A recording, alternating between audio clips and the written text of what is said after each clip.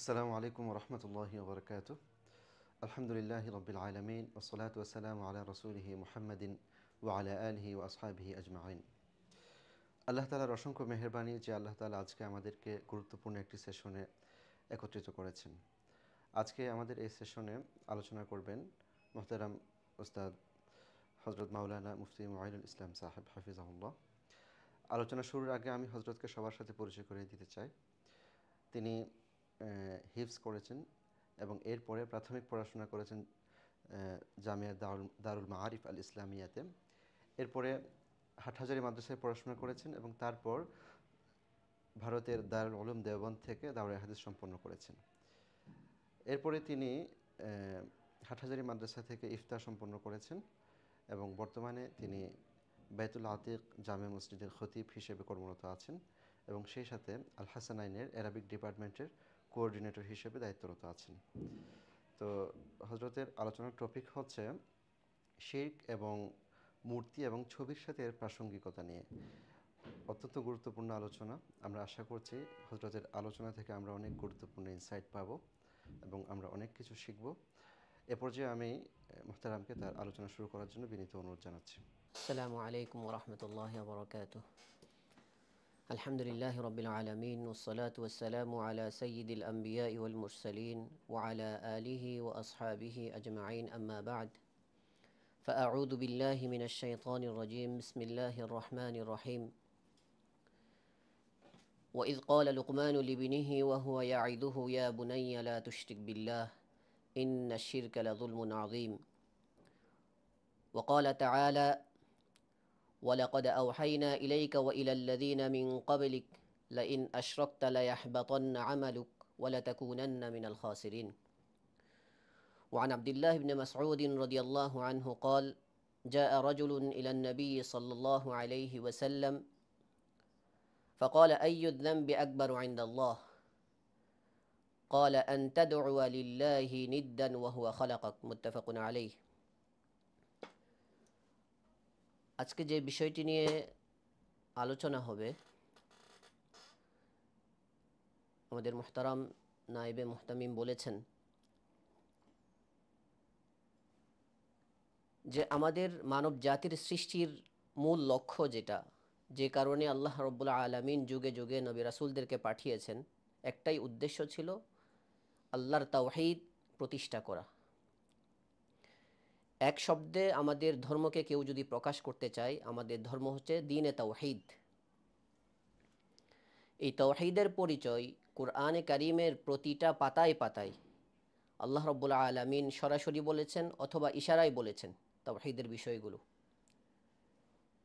মুফাসসিরিনে কেরাম এমনও বলেছেন, তাফসীরের কিতাবগুলোতে আছে যে কুরআন শরীফের প্রত্যেকটা সূরার শুরুতে যে বিসমিল্লাহির রহমানির রহিম লেখা হয়, সেই বিসমিল্লাহ লেখার শুরুতে প্রথম যে হরফ, যে লেটার, সেটা হচ্ছে বা। আর বার নিচে যে একটা নুক্তা আছে, যেটা দিলে বা হয়, সে নুক্তাও আল্লাহ তাআলার তাওহীদের উপর ইঙ্গিত করে, আল্লাহ তাআলার একত্ববাদের উপর ইঙ্গিত করে। আল্লাহ তাআলা পবিত্র কালামে ইরশাদ করেন ওয়া ইলাহুকুম ইলাহুন ওয়াহিদ লা ইলাহা ইল্লা হুয়ার রহমানুর রহিম। তোমাদের ইলাহ, প্রভু একজনই, তিনি হচ্ছেন আল্লাহ, তিনি ছাড়া কোনো মাবুদ নেই। এটা আমরা সাক্ষ্য দিই। আমাদের ঈমান, আকীদা, আমাদের আমাল সব কিছুতে আমরা এটার বহিঃপ্রকাশ করি। এই তাওহীদ আমাদের আমানত। আল্লাহ রাব্বুল আলামিন এই তাওহীদের মাধ্যমে এই জাতিকে অন্যান্য জাতিকে পৃথক করে দেয়। আল্লামা ইকবাল তার একটি কবিতায় বলেছেন, তাওহীদ কি আমানত সিনো মে হামারি আসা নেহি মিটানা নাম ও নিশা হামারা। তাওহীদ এমন একটা আমানত যেটা পবিত্র কোরআনের একটা আয়াতের আল্লাহ তাআলা এভাবে বলেছেন, কাশাজারাতিন তাইয়্যিবাহ আসলুহা সাবিত ওয়া ফারউহা ফিস সামা। যে তাওহীদের ভিত্তি এমন মজবুত যে তার শিকড় খুব গভীরে, ওয়া ফারউহা ফিস সামা, আর তার শাখা প্রশাখা আসমানে বিস্তৃত। যার তাওহীদ ঠিক আছে, তার সকল আমাল, তার আকীদা, তার ঈমান, তার আমাল সব কিছু ঠিক থাকবে, আল্লাহ তাআলার কাছে গ্রহণযোগ্য হবে। আর এই জায়গায় যার দুর্বলতা থাকবে, পিছিয়ে থাকবে, আল্লাহর সাথে শিরক করবে, তার সমস্ত আমাল আল্লাহর কাছে গ্রহণযোগ্য হবে না। তাওহীদের অপোজিট ওয়ার্ডই হচ্ছে শিরক, যেটা আজকে আমাদের মূল আলোচনা। এই আলোচনায় আমরা চেষ্টা করব অল্প সময়ের মধ্যে শিরকের পরিচয় তুলে ধরতে, শিরকের ভয়াবহতা আল্লাহ তাআলা পবিত্র কোরআনে, রাসূলুল্লাহ সাল্লাল্লাহু আলাইহি ওয়াসাল্লাম হাদিস শরীফে কিভাবে এনেছেন, এই শিরকের সূচনা কিভাবে হয়েছে, আজকে বর্তমান সমাজে আমরা কিভাবে শিরক থেকে বাঁচতে পারি, এই কয়েকটা পয়েন্টের আলোকে আমি সংক্ষিপ্ত আকারে কথাগুলো গুছিয়ে বলার চেষ্টা করব ইনশাআল্লাহ। ওয়া মা তাওফীক ইল্লা বিল্লাহ। শিরক শব্দটার অর্থ হচ্ছে আল্লাহর সাথে শরিক করা, যদি আমরা বাংলা তর্জমা করি। আল্লাহর সাথে শরিক কিভাবে হয়? আল্লাহ তাআলার সত্তার সাথে কেউ যদি শরিক করে, আল্লাহ তাআলার জাতের সাথে কেউ যদি শরিক করে, তাহলে সে শিরক করল। আল্লাহ সত্তাগতভাবে একক, তার সাথে কোনো অংশীদার নেই, শরিক নেই। কেউ যদি এই জায়গায় আল্লাহর সাথে অন্য কোনো সত্তাকে অংশীদার করে, তাহলে সে শিরক করে। যেমন ইহুদিরা দুই খোদাই বিশ্বাস করে, তাহলে তারা আল্লাহকেও মানে, আবার আল্লাহর সাথে আরেকটা সত্তাকে তারা প্রভু হিসাবে মানে, এজন্য তারা মুশরিক। খ্রিস্টানরাও শিরক করে। কেন তারাও মুশরিক? কেন? যেহেতু তারা আল্লাহ রব্বুল আলামিনের সত্তার সাথে আরও দুইটা সত্তাকে অংশীদার করে। মারিয়াম আলাইহিস সালামকেও তারা রব মানে, ঈসা আলাইহিস সালামকেও তারা রব মানে। তাহলে খ্রিস্টানরা মুশরিক হওয়ার কারণ হচ্ছে তারা আল্লাহর সত্তার সাথে অন্য আরেকটি সত্তাকে, দুইটা সত্তাকে একত্রিত করেছে, এজন্য তারা মুশরিক। এভাবে বর্তমান সমাজে যারা অনেক খোদাই বিশ্বাসী, অনেক মূর্তি পূজায় বিশ্বাসী, তারাও একই কাজ করছে, আল্লাহর সত্তার সাথে অংশীদার করছে। এটা যেমন শিরক, ঠিক তেমনিভাবে আল্লাহ তাআলার কিছু গুণাবলী আছে, যে গুণাবলীগুলিকে আরবিতে সিফাত বলা হয়। বাংলায় যার অনুবাদ আমরা করি গুণাবলী, অ্যাট্রিবিউটস। এই গুণাবলী, আল্লাহ তাআলার জন্য এমন কিছু গুণাবলী আছে যেগুলো আল্লাহ তাআলা তার কোনো বান্দাকে দেননি। এটা আল্লাহর জন্যই বিশেষায়িত, এবং বিশেষভাবে এটা আল্লাহ তাআলার জন্যই আল্লাহ নির্দিষ্ট করে রেখেছেন। ওই সমস্ত গুণাবলী থেকে কোনো একটা গুণাবলী যদি আমি আল্লাহর কোনো সৃষ্টির সাথে যুক্ত করি, তাহলে আমিও শিরক করলাম। যেমন আল্লাহ তাআলার এমন একটি গুণ আছে যে আল্লাহ তাআলা গায়েব জানেন। এটা আল্লাহ তাআলার জন্যই খাস, আল্লাহ তাআলা ছাড়া এটা কেউ জানেন না। আমি যদি এখন বিশ্বাস করি নবী গায়েব জানেন, আমি যদি এটা বিশ্বাস করি ফেরেশতা গায়েব জানে, আমি যদি এখন বিশ্বাস করি আমার পীর, নেককার মানুষ, ওনারা গায়েব জানেন, আমি যদি এটা বিশ্বাস করি যারা তাবিজ করে, যারা ঝাড়ফুঁক করে, যারা গণনা করে, গণক, তারা গায়েব জানে, তাহলে আমি আল্লাহর সিফাত সমূহ থেকে একটা সিফাত হচ্ছে গায়েব জানা, এটার সাথে আমি শিরক করলাম। আল্লাহর জাতের সাথে, সত্তার সাথে শিরক করলে যেমন মুশরিক হয়ে যায়, আল্লাহর সিফাত সমূহ থেকে, যেগুলো আল্লাহর জন্য নির্দিষ্ট, ওই সমস্ত সিফাত সমূহ থেকে কোনো গুণাবলী যদি আমি কোনো আল্লাহর সৃষ্টির জন্য নিবদ্ধ করি, আল্লাহর কোনো বান্দার জন্য নির্দিষ্ট করি, তাহলেও আমি শিরক করলাম।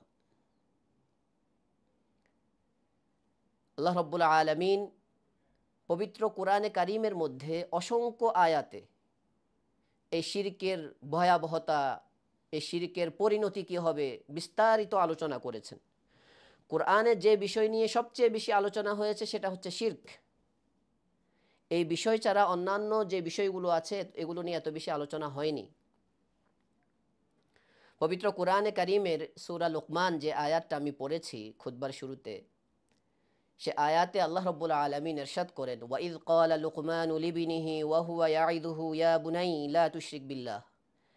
হে নবী, আপনি ওই সময়ের কথা স্মরণ করুন যেই সময় লুকমান আলাইহিস সালাম তার প্রিয় সন্তানকে উপদেশ দিতে গিয়ে বলেছেন, ইয়া বুনাই, হে আমার আদরের সন্তান, লা তুশরিক বিল্লাহ, তুমি আল্লাহর সাথে শিরক করিও না, ইন্নাশ শিরকা লাযুলমুন আযীম, নিশ্চয়ই শিরক হচ্ছে সবচেয়ে বড় অপরাধ, সবচেয়ে বড় জুলম।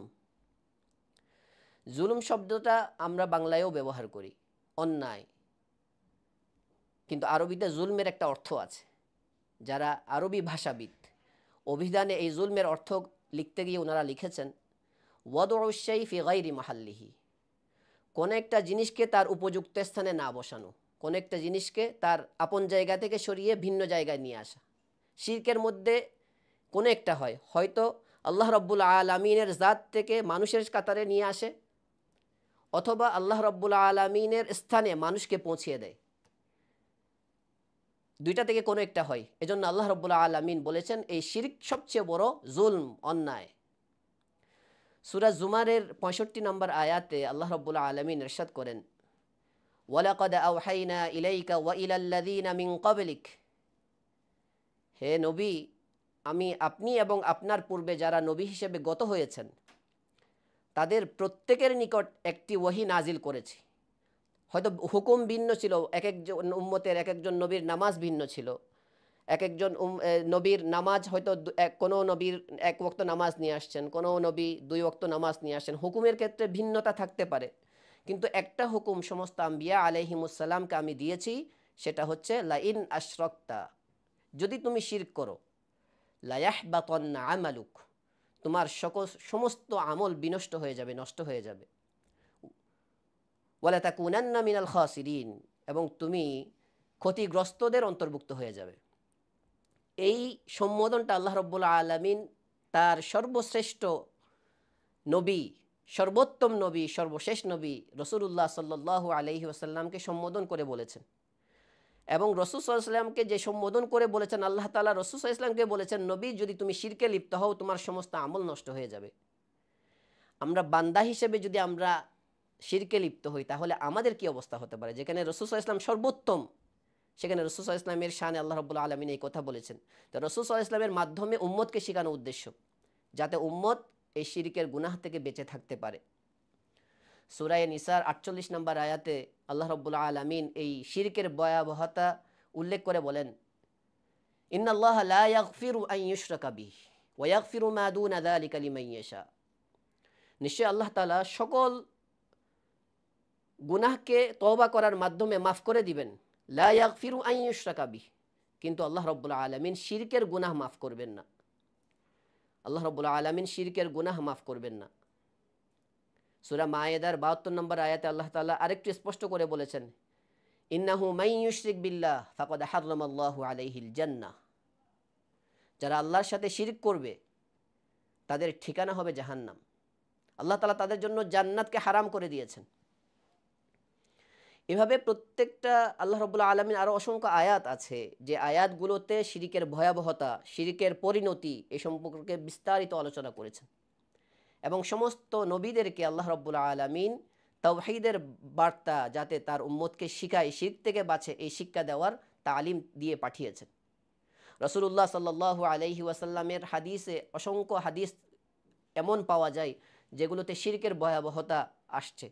বুখারী শরীফের একটা হাদিস, আব্দুল্লাহ ইবনে মাসউদ রাদিয়াল্লাহু তাআলা আনহু থেকে এই রিওয়ায়াতটা আসছে, রাসূলুল্লাহ সাল্লাল্লাহু আলাইহি ওয়াসাল্লামের কাছে একজন সাহাবী আসছেন, যা রাজুলুন ইলান নবী সাল্লাল্লাহু আলাইহি ওয়াসাল্লাম ফাকাল আইয়ুয যামবি আকবারু ইনদাল্লাহ, ইয়া রাসূলুল্লাহ, আল্লাহ তাআলার কাছে সবচেয়ে বড় গুনাহ কোনটা? রাসূলুল্লাহ সাল্লাল্লাহু আলাইহি ওয়াসাল্লাম বললেন আন তাদউ লিল্লাহি নিদ্দান ওয়া হুয়া খালাকাক, আল্লাহর জন্য এমন কাউকে শরীক করা যে আল্লাহ তোমাকে সৃষ্টি করেছে, অর্থাৎ শিরক করা। রাসূল সাল্লাল্লাহু আলাইহি ওয়াসাল্লাম আরেক হাদিসে আছে যে রাসূল সাল্লাল্লাহু আলাইহি ওয়াসাল্লাম কবিরা গুনার কথা বলছিলেন, আল কাবাইর, সেখানে প্রথম নম্বরের কথা বলেছেন আল ইশরাকু বিল্লাহ, আল্লাহর সাথে শিরক করা। মুআয ইবনে জাবাল রাদিয়াল্লাহু তাআলা আনহুর এক হাদিসে আছে, রাসূল সাল্লাল্লাহু আলাইহি ওয়াসাল্লাম বললেন ইয়া মুআয আতাদরি মা হাক্কুল্লাহি আলাল ইবাদ ওয়া মা হাক্কুল ইবাদি আলাল্লাহ, হে মুআয তুমি কি জানো আল্লাহর উপর বান্দার কি হক আর বান্দার উপর আল্লাহর কি হক? মুআয রাদিয়াল্লাহু তাআলা আনহু বলছিলেন ইয়া রাসূলুল্লাহ আল্লাহু ওয়া রাসূলুহু আ'লাম, এ বিষয়ে আল্লাহ এবং তার রাসূলই ভালো জানেন। তখন আল্লাহ রাসূল সাল্লাল্লাহু আলাইহি ওয়াসাল্লাম বলছেন মা হাক্কুল্লাহি আলাল ইবাদি আন ইয়াবুদুহু ওয়া লা ইউশরিকু বিহি শাইআ, বান্দার উপর আল্লাহর হক হচ্ছে বান্দা আল্লাহর ইবাদত করবে এবং আল্লাহর সাথে কাউকে শরীক করবে না। ওয়া হাক্কুল্লাহি আলাল ইবাদি আল্লা ইউআযযিবা মান লা ইউশরিক বিহি শাইআ। আর আল্লাহর উপর বান্দার উপর আল্লাহর হক হচ্ছে যে বান্দা আল্লাহর ইবাদত করেছে, শিরক মুক্ত ইবাদত করেছে, আল্লাহ রাব্বুল আলামিন তাকে শাস্তি না দিয়ে, জাহান্নামে না দিয়ে আল্লাহ রাব্বুল আলামিন তাকে জান্নাতে তার ঠিকানা করে দিবেন। এই যে শিরকের এই আলোচনা, যা শিরকের এই ভয়াবহতা, কেন আল্লাহ রাব্বুল আলামিন কোরআনে এতভাবে বলেছেন, রাসূল সাল্লাল্লাহু আলাইহি ওয়াসাল্লাম কেন উম্মতকে সতর্ক করেছেন যাতে আমরা শিরক থেকে বাঁচতে পারি। শিরকের অনেকগুলো প্রকার আছে, আসলে ওইদিকে আজকে আলোচনায় আমরা যাব না। শিরকের উৎপত্তিটা কিভাবে হয়েছে, যেই শিরকের এত ভয়াবহ পরিণতি, সেই শিরকটা আজ আমাদের পর্যন্ত কিভাবে আসছে, তার কিছু ইতিহাস আছে। সেই ইতিহাসটা জানা খুবই জরুরি। এজন্য জরুরি যে শিরকের সূচনা কিন্তু শিরককে সামনে রেখে হয়নি। শিরকের সূচনা হয়েছিল ইবাদতে কিভাবে মনোযোগী হওয়া যায়, ইবাদতে মনোযোগী করার জন্য আল্লাহর নৈকট্য অর্জনের কুমন্ত্রণা দিয়ে, কুপ্রস্তাব দিয়ে এই শিরকের সূচনা হয়েছে। তার ইতিহাস জানলে আমাদের কাছে স্পষ্ট হয়ে যাবে। সূরা নূহের 23 নম্বর আয়াতে আল্লাহ রাব্বুল আলামিন কিছু মূর্তির কথা বলেছেন। ওয়ালা তাযারুন্না আলিহাতাকুম ওয়ালা তাযারুন্না ওয়াদ্দাও ওয়ালা সুওয়া ওয়ালা ইয়াগুসা ওয়া ইয়াউকা ওয়া নাসরা। নূহ আলাইহিস সালাতু ওয়াস সালামের আসার আগে নূহ আলাইহিস সালাতু ওয়াস সালামের জাতি শিরকে নিমজ্জিত ছিল এবং 5টা মূর্তির পূজা করত তারা। উদ, সুওয়া, ইয়াগুস, ইয়াউক, নাসর, এই 5টা মূর্তির পূজা করত। কিন্তু কোরআন থেকে আমরা যেটা দেখি যে শিরক কিন্তু আদম আলাইহিস সালাম থেকে ছিল না। কোরআনের মধ্যে আল্লাহ তাআলা বলেছেন, ওয়ামা কানান নাসু ইল্লা উম্মাতান ওয়াহিদা। সমস্ত মানুষ একটা জাতিতে ছিল, একই জাতি ছিল, তখন কিন্তু শিরক ছিল না। আব্দুল্লাহ ইবনে আব্বাসের এক হাদিসে আছে, কানা বাইনা আদম ওয়া নূহ 10 কুরুন কুল্লুহুম আলা শরীআতিন মিনাল হক। যে আদম আলাইহিস সালাম এবং নূহ আলাইহিস সালাতু ওয়াস সালামের মধ্যখানে পার্থক্য ছিল 10 শতাব্দী। 1000 বছর বলেছেন, কেউ 1200 বছর বলেছেন। তারিখের কিতাবগুলোতে ভিন্ন ভিন্ন রেওয়ায়েত আছে। তো সেখানে সবাই কিন্তু তাওহীদের উপর প্রতিষ্ঠিত ছিল, শিরক ছিল না। সবাই এক আল্লাহরই ইবাদত করত, সে এক আল্লাহরই উপাসনা করত। কিন্তু যখন নবী চলে গেছেন, নবী যাওয়ার সময়টা লম্বা হয়েছে, যারা দ্বীনের উপর ছিল, তাওহীদের উপর ছিল, যারা খুব বেশি ধর্মপ্রাণ ছিল, তারাও আস্তে আস্তে যখন মৃত্যুবরণ করেছে, শিরকের সূচনাটা হয়। সেটা কিভাবে? যে 5টা মূর্তির কথা সূরা নূহে আসছে, সেই 5টা মূর্তি মূলত 5টা গোত্রের 5 জন নেককার মানুষ। নূহ আলাইহিস সালাতু ওয়াস সালামের জামানার আগে নূহ আলাইহিস সালাতু ওয়াস সালামের যে উম্মত ছিল, জাতি ছিল, সেই জাতির 5 গোত্রের 5 জন ধর্মীয় মানুষ ছিলেন। তারা খুব বেশি ইবাদত গুজার ছিলেন, যাদেরকে দেখলে আল্লাহর কথা স্মরণ হতো, যাদেরকে দেখলে ইবাদতে মনোযোগ আসতো, এমন মানুষ ছিলেন তারা। এই আয়াতের ব্যাখ্যায় বুখারী শরীফের মধ্যে ইমাম বুখারী রহমতুল্লাহ আলাইহি বলছেন, ইন্না হাউলাই সালিহিনা ফি কওমি নূহ। এই সমস্ত 5 জন মানুষ, এরা ছিল নূহ আলাইহিস সালাতু ওয়াস সালামের 5 জন সৎ মানুষ। ফালাম্মা মাতু, যখন এই সমস্ত মানুষ মৃত্যুবরণ করেছে, আকাফু আলা কুবুরিহিম, ওই সমাজে যারা ছিল তারা তাদের বিরহে তাদের কবরে গিয়ে গিয়ে তাদেরকে স্মরণ করত। এটা কিভাবে হয়েছে? এই 5 জন মানুষ যখন মারা যায়, সমাজে যারা ছিল তারা এই 5 জনকেই দেখে দেখেই, খুব বেশি ধার্মিক থাকার কারণে মানুষ তাদের কথা খুবই শুনত। কারণ তারা এই 5 জন মানুষ তাদের নবীকে দেখেছিলেন। তাদের নবীকে দেখার কারণে তারা খুব বেশি ক্ষুধাবিরু ছিলেন, যার কারণে মানুষরাও পরবর্তী যারা নবীকে দেখেননি তাদেরকে দেখে দেখে ইবাদত শিখত এবং তাদেরকে দেখে দেখে আল্লাহমুখী হতো। যখন তারাও মৃত্যুবরণ করেছে, তখন তাদের মধ্যে একটা হতাশা তৈরি হয়েছে যে আমরা নবীকেও দেখি নাই, পরবর্তীতে যারা নবীকে দেখেছে একে একে একে সবাই মারা গিয়েছে। এখন তাদের মধ্যে একটা হতাশা তৈরি হয়েছে এবং তারা তাদের কবরে গিয়ে গিয়ে তাদেরকে স্মৃতিচারণ করত। এই স্মৃতিচারণ করতে করতে করতে করতে একসময় এমন হয়েছে যে কবরে অবস্থান করাটা তাদের সংস্কারে, তাদের এটা ধর্মীয় রূপে পরিণত হয়েছে।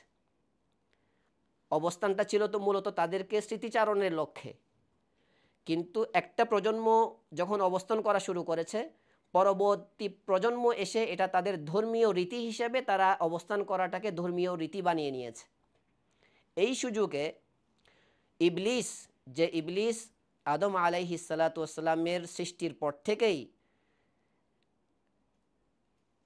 আদম আলাইহিসসালামের সন্তানদেরকে শিরকে লিপ্ত করার বিভিন্ন প্রচেষ্টা শুরু থেকে করে আসছে। তিনি এই সুযোগটা কাজে লাগিয়েছে।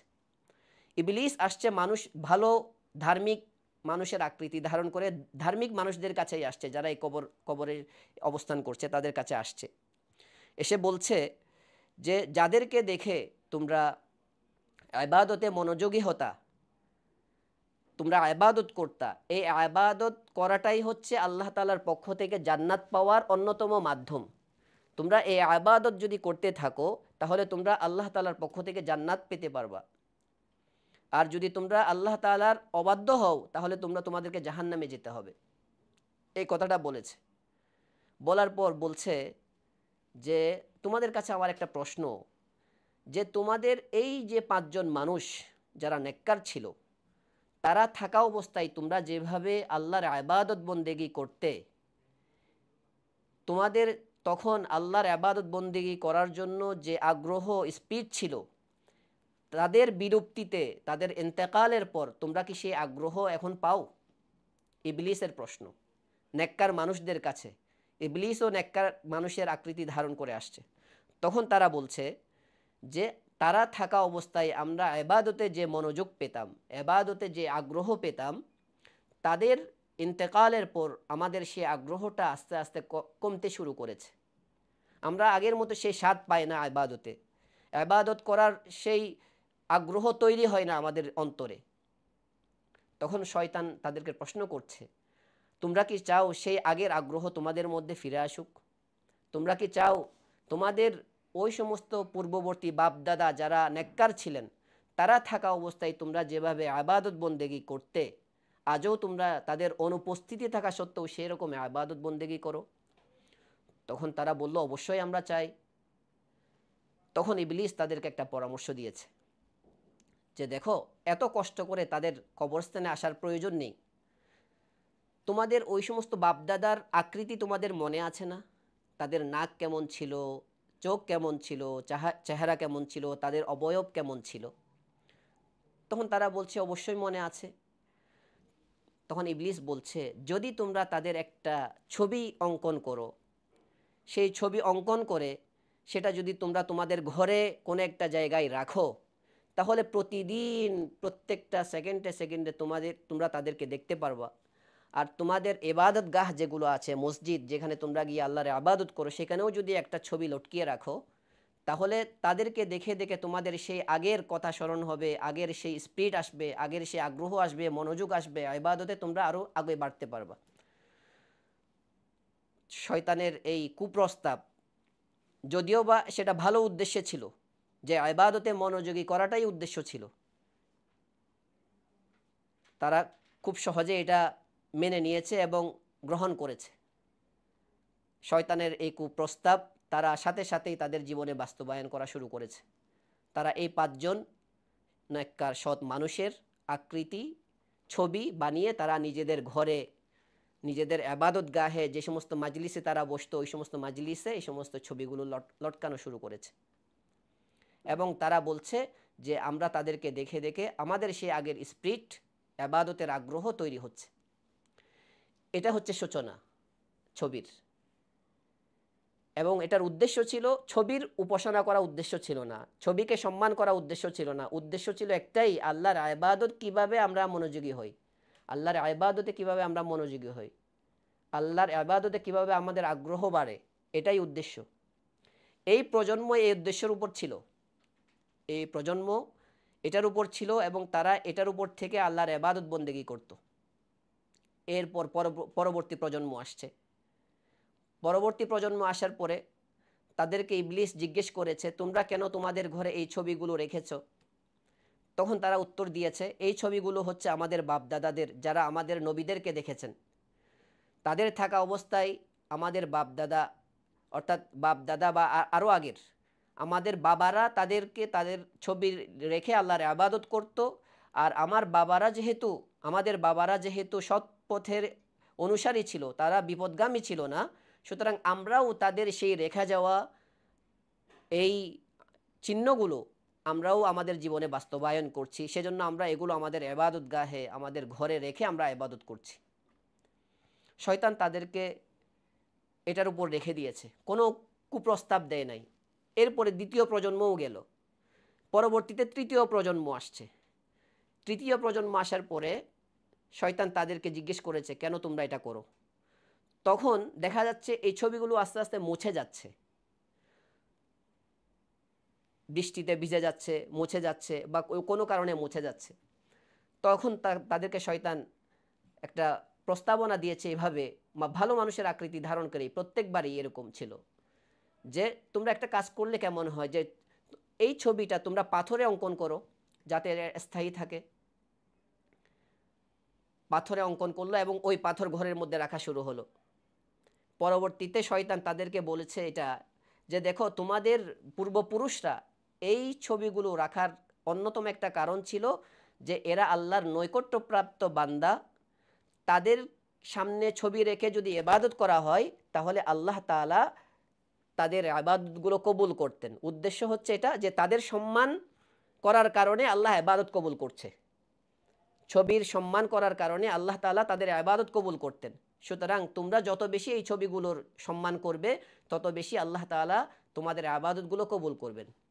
তখন সম্মান করা শুরু করেছে। এই সম্মান এমন পর্যায়ে চলে গেছে যে তাদের এই ছবিগুলোর সামনে ছবিগুলোকে এমনভাবে তারা উপস্থাপন করা শুরু করেছে, মাথা নত করা থেকে শুরু করে আস্তে আস্তে মাথা নত করা শুরু করেছে। এরপরে ছবিগুলোকে আরেকটু ভাস্কর্যে রূপান্তর করা শুরু করেছে। কারণ যেহেতু ছবিকে সম্মান করলেই যেহেতু আল্লাহর কাছে ইবাদত কবুল হবে, তাহলে ছবিকে সম্মান করার জন্য যত পন্থা হতে পারি, ছবির সামনে ঝোঁকা, ছবিকে ভাস্কর্যে রূপান্তর করা, ছবির জন্য ভালো একটা ঘর নির্মাণ করা, আস্তে আস্তে ধারাবাহিকভাবে এটা শুরু হয়েছে। হতে হতে হতে হতে হতে এক পর্যায়ে এমন হয়ে গেছে, প্রজন্মের পর প্রজন্ম আস্তে আস্তে আস্তে এই ছবিকেই তারা ইবাদত করা শুরু করেছে। যেহেতু ছবির জন্য আলাদা ঘর আছে, সেই ঘরে গিয়ে সম্মান করছে, আর সেই ঘরের সম্মানটা এক পর্যায়ে সিজদাতে রূপান্তর হয়েছে। প্রথম উদ্দেশ্য কিন্তু এই সিজদাতে রূপান্তর করা ছিল না শয়তানের, ইবলিসের উদ্দেশ্য ছিল আল্লাহর ইবাদতে মনোযোগী করা। কিন্তু এই কুপ্রস্তাবটা ভালো উদ্দেশ্য দিয়ে উম্মতে নূহ আলাইহিস সালামকে তারা ইবলিস শিরকের মধ্যে, মূর্তি পূজার মধ্যে তারা লিপ্ত করেছে। এখান থেকেই মূর্তি পূজা শুরু, ইতিহাস। নূহ আলাইহিস সালাতু ওয়াস সালামের জাতি থেকেই এই মূর্তি পূজার সূচনা হয়। তো এই মূর্তি পূজার সূচনাটা যেই জিনিস থেকে হয়েছে, ছবি, এই ছবি আজকে আমাদের সমাজে কেমন, বা এই ছবি সম্পর্কে আমাদের কি ধারণা, এই ছবি সম্পর্কে আল্লাহ রাসূল সাল্লাল্লাহু আলাইহি ওয়াসাল্লামের কি বর্ণনা, এই বিষয়টা আমাদের জানা থাকা চাই। যে শিরক তো আমরা শুনেছি নূহ আলাইহিস সালাতু ওয়াস সালামের জামানায় এভাবে এভাবে হয়েছে। সূচনা ছিল ছবি, যেটা শিরকের মূল জিনিস, যেটা শিরকের দিকে নিয়ে গেছে। রাসূলুল্লাহ সাল্লাল্লাহু আলাইহি ওয়াসাল্লাম এই ছবির ব্যাপারে বলতে গিয়ে বলছেন, আশাদ্দুন নাসি আযাবান ইনদাল্লাহি ইয়াউমাল কিয়ামাতি আল মুসাউবিরুন, যে কিয়ামতের মাঠে আল্লাহ রাব্বুল আলামিন সবচেয়ে বেশি শাস্তি দিবেন ওই সমস্ত মানুষকে যারা ছবি বানাতো, ছবি নির্মাণ করত, ছবি অঙ্কন করত। রাসূলুল্লাহ সাল্লাল্লাহু আলাইহি ওয়াসাল্লামের এই হাদিস থেকে স্পষ্ট বোঝা যায় যে ছবি নির্মাণ করা, ছবি বানানো, ছবি অঙ্কন করা এটা সম্পূর্ণ হারাম একটা বিষয়। রাসূলুল্লাহ সাল্লাল্লাহু আলাইহি ওয়াসাল্লামের আরেকটা হাদিস আছে, যে হাদিসের মধ্যে রাসূলুল্লাহ সাল্লাল্লাহু আলাইহি ওয়াসাল্লাম বলেছেন, লা তাদখুলুল মালাইকাতু বাইতান ফীহি কালবুন ওয়ালা তাসাবির।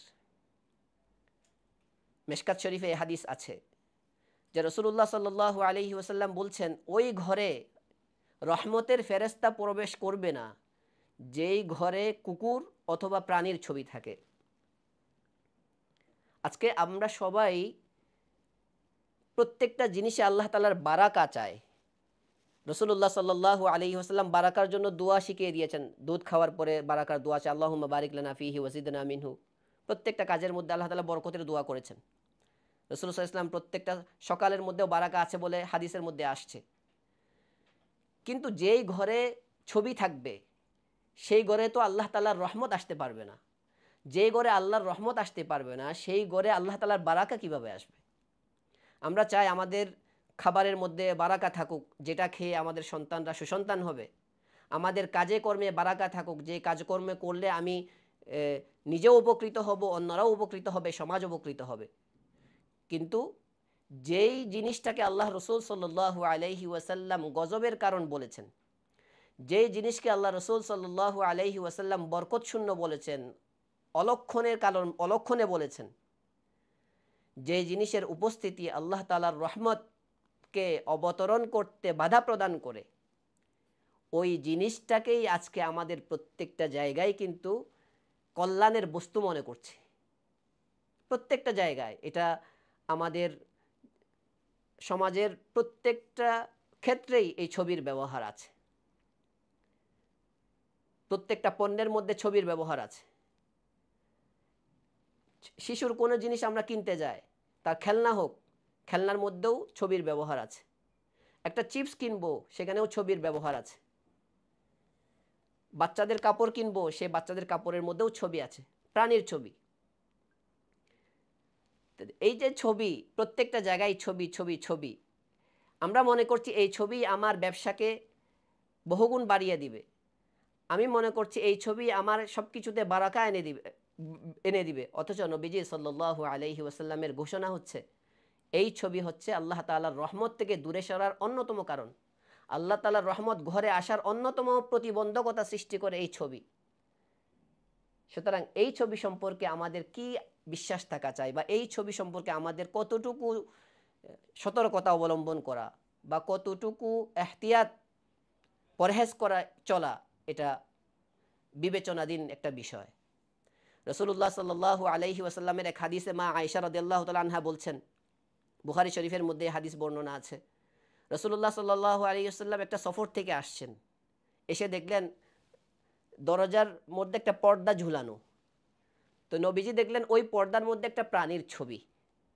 রাসূল সাল্লাল্লাহু আলাইহি ওয়াসাল্লাম এর চেহারা মুবারক বিকশিত হয়ে গেল এবং সাথে সাথে ওই পর্দাটা তিনি ছিঁড়ে ফেলে দিলেন এবং আয়েশা রাদিয়াল্লাহু তাআলা আনহাকে বললেন, হে আয়েশা, তুমি কি জানো না রাসূল আল্লাহ তাআলা বলেছেন যারা আল্লাহ তাআলার সৃষ্টির সদৃশ্য রূপ ধারণ করে তাদেরকে আল্লাহ রাব্বুল আলামিন কিয়ামতের ময়দানে সবচেয়ে বেশি শাস্তি তাদেরকে দান করবে।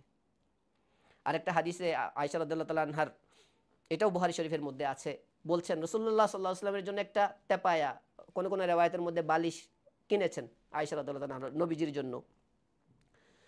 তো ওই নবীজির ওই বালিশের মধ্যে একটা ছবি ছিল। নবীজি সাল্লাল্লাহু আলাইহি ওয়াসাল্লাম দেখলেন যে বালিশ, তার উপর একটা ছবি। আয়েশা রাদিয়াল্লাহু তাআলা আনহাকে জিজ্ঞেস করলেন, হে আয়েশা, যে এই জিনিসটা তুমি কোত্থেকে পেয়েছো, এটা এখানে কিভাবে আসছে? তখন আয়েশা রাদিয়াল্লাহু তাআলা আনহা বললেন, ইয়া রাসূলুল্লাহ, আমি এটা কিনেছি যাতে আপনি বসার সময় এটাতে ঠেস দিয়ে বসতে পারেন, হেলান দিয়ে বসতে পারেন, অথবা ঘুমানোর সময় যাতে মাথার নিচে আপনি আরাম করে শুতে পারেন, এজন্য এটা কিনেছি। তখন রাসূলুল্লাহ সাল্লাল্লাহু আলাইহি ওয়াসাল্লাম বললেন, দেখো আয়েশা, এই সমস্ত প্রাণী যারা বানায় বা যারা নির্মাণ করে তাদেরকে কিয়ামতের ময়দানে আল্লাহ রাব্বুল আলামিন বলবেন, তোমরা আমার সৃষ্টির সাদৃশ্য রূপ ধারণ করেছো, আজকে কিয়ামতের মাঠে তোমরা তা এই সমস্ত সৃষ্টির মধ্যে, ছবির মধ্যে রূহ দিয়ে দেখাও তো আমাকে, এটার মধ্যে রূহ দিয়ে দেখাও যে তুমি ছবি বানিয়েছো, এটার মধ্যে রূহ দাও। অথবা এটা করো যে তুমি তো ছবি বানিয়েছো, আল্লাহর সৃষ্টির সাথে তুমি বিরুদ্ধচারণ করেছো, তাহলে আজকে কিয়ামতের মাঠে একটা পাতা, একটা শস্যদানা আমাকে বানিয়ে দেখাও তো। রাসূলুল্লাহ সাল্লাল্লাহু আলাইহি ওয়াসাল্লাম বলছেন, সবচেয়ে বড় জালেম হচ্ছে ওই ব্যক্তি যে নাকি ছবি নির্মাণ করে, ছবি বানায়। এই সমস্ত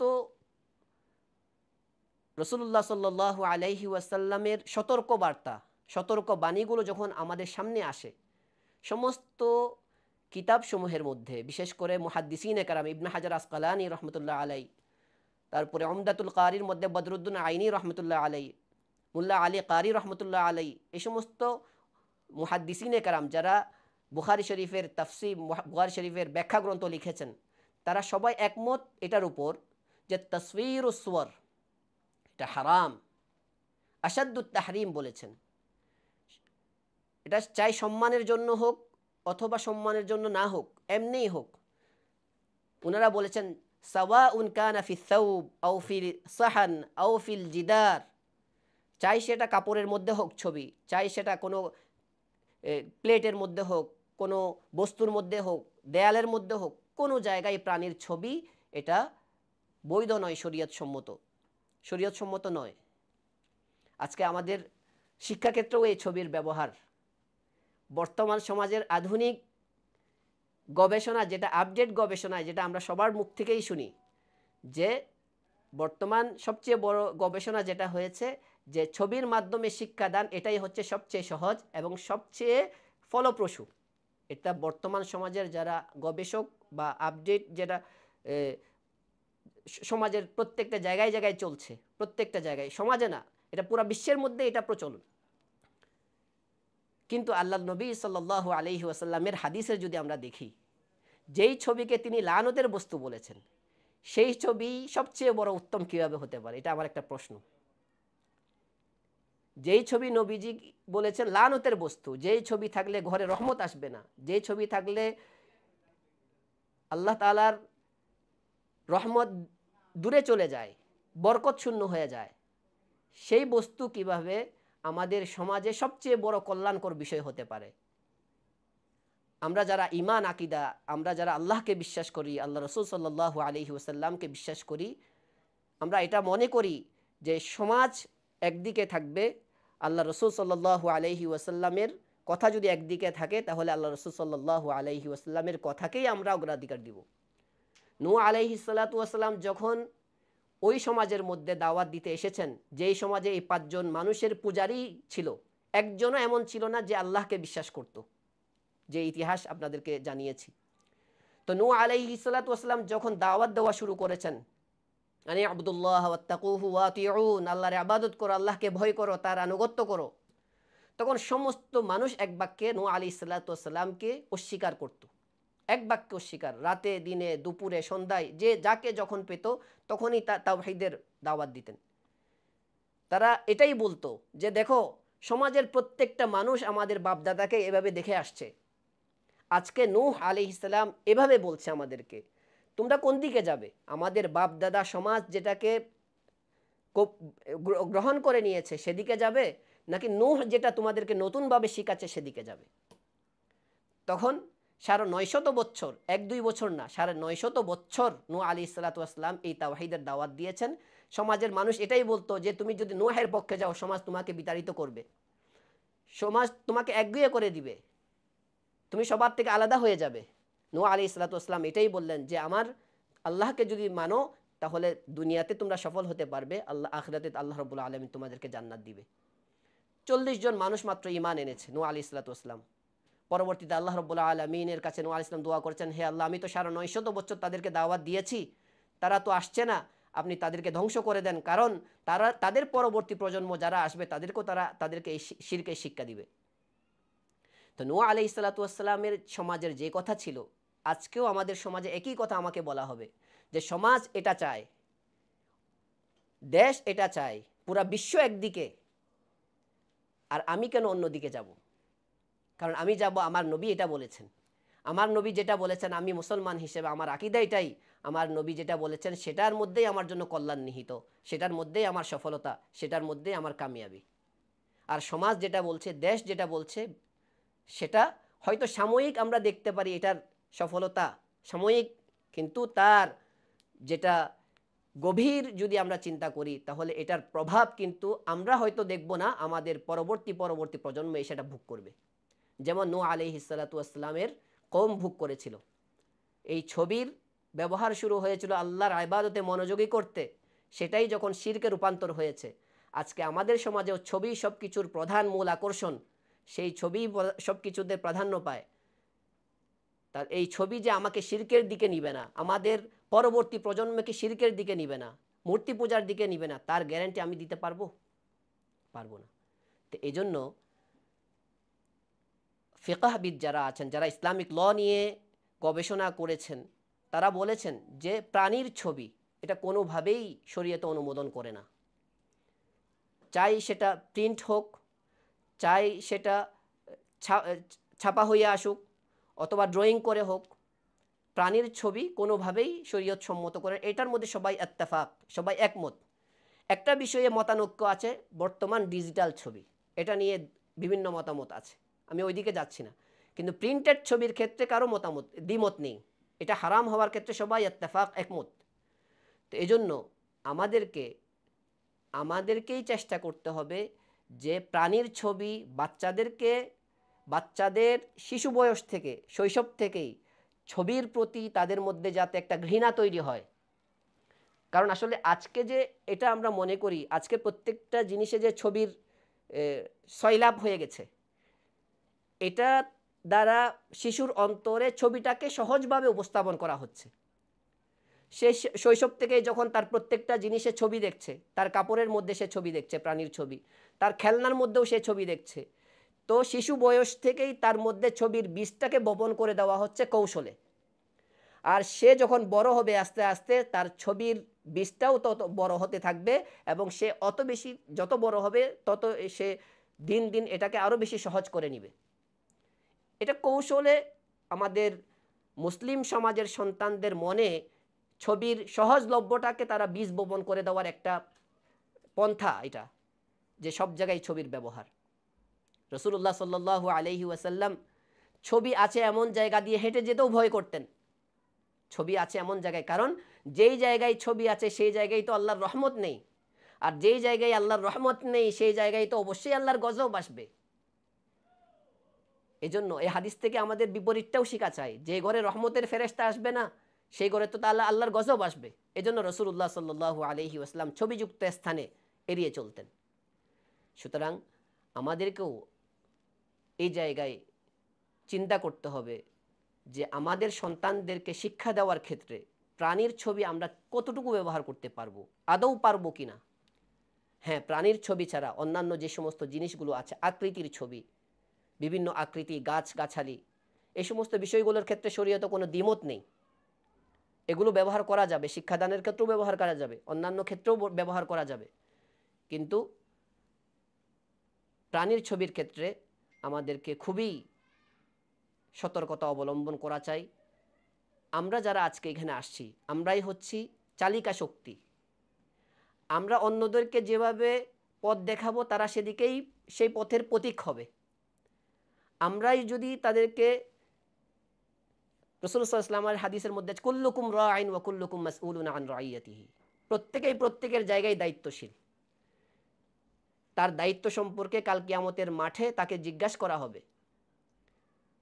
সুতরাং আমাদেরকে এই ছবির বিষয়ে, যেই ছবি শিরক এবং মূর্তি পূজার সূচনা তৈরি করেছে, সেই ছবি আমরা নিজেরা কিভাবে ছবি থেকে, এবং আমাদের পরবর্তী প্রজন্ম যারা আমাদের হাতে মানুষ হচ্ছে তাদেরকে কিভাবে ছবির প্রতি একটা ঘৃণা তৈরি করা যায়, ছবি থেকে পরহেজ করা যায়, সেটার চিন্তা করা, এবং সেভাবে আমাদের ভবিষ্যৎ পরিকল্পনা ঠিক করা এবং আমাদের কর্মপদ্ধতিতে পরিবর্তন আনার তৌফিক আল্লাহ রাব্বুল আলামিন দান করুন। ওয়া আখির দাওয়ানা আনিল হামদুলিল্লাহি রাব্বিল আলামিন।